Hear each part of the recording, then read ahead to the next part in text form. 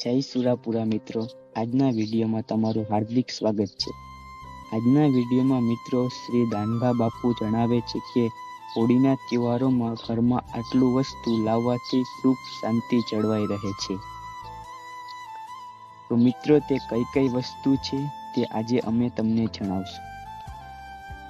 હિન્દુ ધર્મમાં ખૂબ જ ખુશી અને ઉલ્લાસથી હોળીનો તહેવાર ઉજવવામાં આવે છે। હોળીના દિવસે હોલિકા દહન કરવામાં આવે છે અને તેના બીજા દિવસે ધૂળેટી એટલે રંગોનો તહેવાર ઉજવવામાં આવે છે। આ વર્ષે 24 માર્ચના રોજ હોળી ઉજવવામાં આવશે।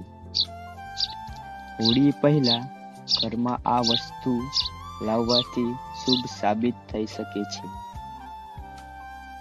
શ્રી દાનભા બાપુ કહે છે કે ઘરમાં પૈસા ટકતા નથી અને ઘરના સભ્યો રોગોથી પીડાય છે।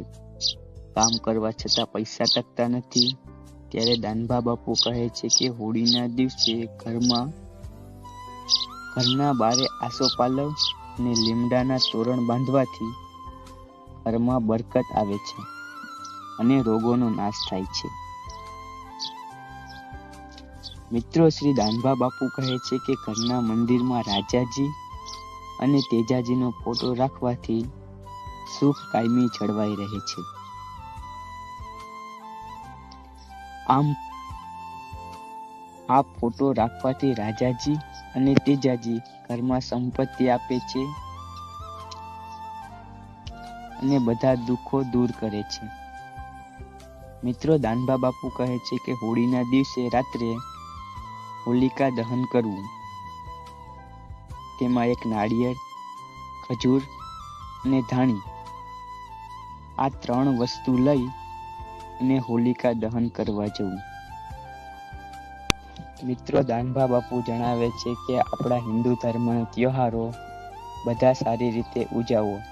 આમ આ હોળીના તહેવારો આપણે આનંદથી ઉજવવા। હોળીના બીજા દિવસે ધૂળેટી એટલે મિત્રો રંગોનો તહેવાર।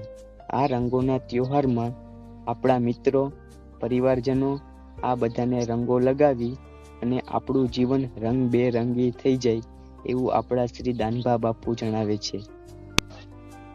મિત્રો દાનભા બાપુ કહે છે કે આપણા તહેવારો બધા ખુશી અને આનંદમયથી ઉજવવા।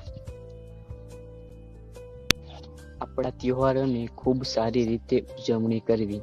જય સુરાપુરા દાદા મિત્રો।